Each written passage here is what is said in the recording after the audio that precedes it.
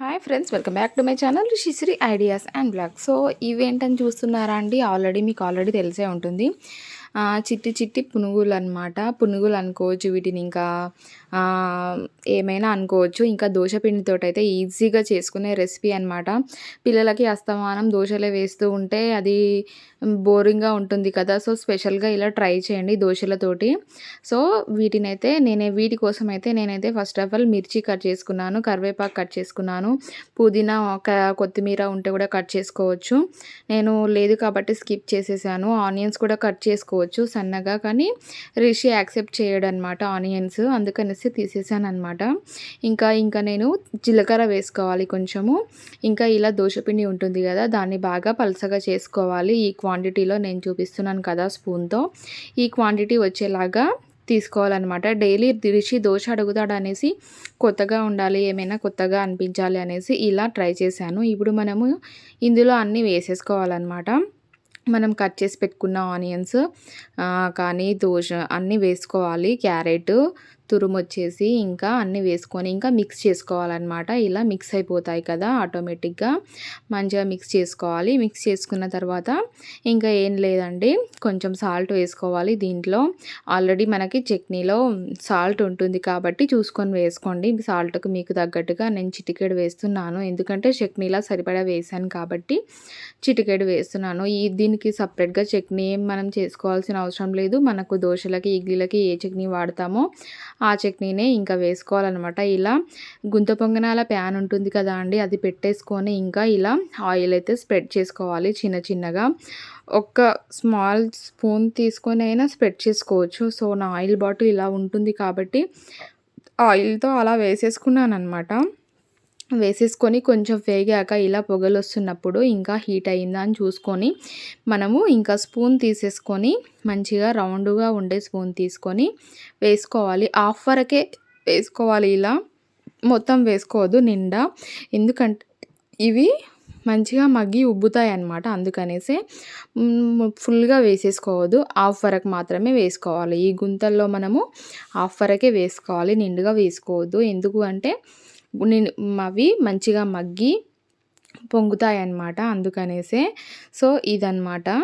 So ఎప్పటికీ పిల్లలకి ఇలా మొత్తం నార్మల్గా డైలీ రొటీన్ ఇడ్లీ దోశ అనకుండా సో ఇలా ఉన్న పిండితోటే ఇలా చేసి పెట్టండి. స్నాక్స్ ఈవినింగ్ చాలా బాగుంటుంది, మార్నింగ్ చేసుకున్నా బాగుంటుంది. వాళ్ళకి స్నాక్స్ లాగా కూడా పెట్టొచ్చు మనం, వీటిని ఈజీగా తినేస్తారు. అండ్ రౌండ్గా ఉంటాయి కదా ఏంటో అనేసి అనుకున్నాడు మా రిషి. అయితే చాలా ఎగ్జైటింగ్గా ఫీల్ అయ్యాడు, చాలా హ్యాపీగా ఫీల్ అయ్యాడు.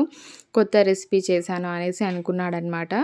నేను ఎప్పుడు చేసి పెట్టలేదు బిఫోర్, చాలాసార్లు చేశాను, బట్ రిషి మాత్రం తనకి వచ్చిన తర్వాత మాత్రం ఎప్పుడు చేయలేదన్నమాట. ఇదే ఫస్ట్ టైం అనమాట, చాలా డేస్ తర్వాత చేస్తున్నాను. అండ్ చూడండి, ఇంకా మనం ఇలా దానిపైన మూత పెట్టేసుకోవాలి. ఇలాంటి పెనానికి ఆల్రెడీ మూత వస్తుంది, మీకు ఎక్స్ప్లెయిన్ చేయాల్సిన అవసరం లేదనుకుంటా, అందరి దగ్గర ఇది ఉండే ఉంటుంది గుంత పొంగనాల పెనం వచ్చేసి. సో ఇదన్నమాట. ఇంకా మనము ఒక 5 మినిట్స్ అయితే వెయిట్ చేయాలి. మంచిగా సిమ్లో పెట్టుకోకుండా హై ఫ్లేమ్లోనే పెట్టుకోవాలి. కాకపోతే మంట కొంచెం దానికి తగ్గట్టుగా పెట్టుకోవాలన్నమాట. అండ్ ఇంకా చూడండి, ఫైనల్గా ఇలా అయితే వచ్చేసాయి.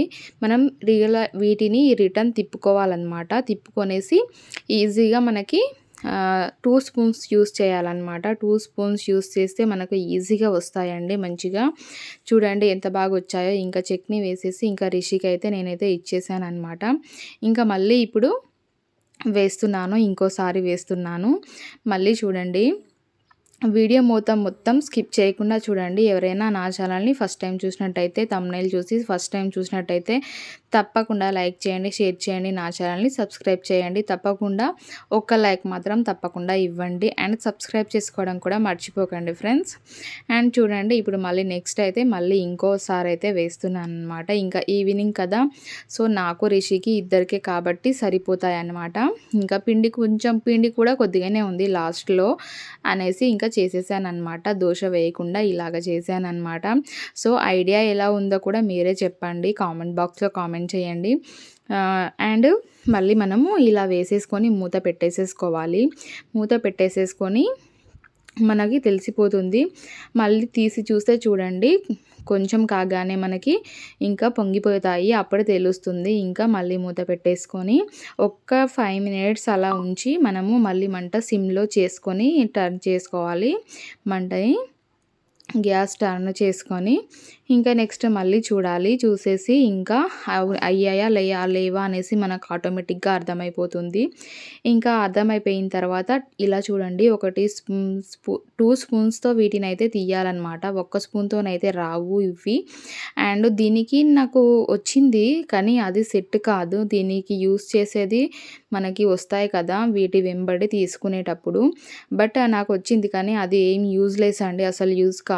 ఇలా స్పూన్స్‌తో ఈజీగా 2 స్పూన్స్‌తో అయితే ఈజీగా వచ్చేస్తాయి.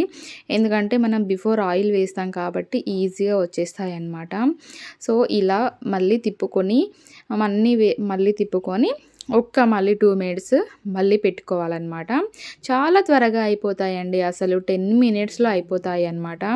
చాలా బాగా యూజ్ అవుతాయి పిల్లలకి. మార్నింగ్ బ్రేక్‌ఫాస్ట్‌లోకి గానీ, ఈవినింగ్ స్నాక్స్ లాగా కానీ మనకు తినాలనిపించినప్పుడు వేసుకోవచ్చు. చాలా బాగా యూజ్ అవుతాయి.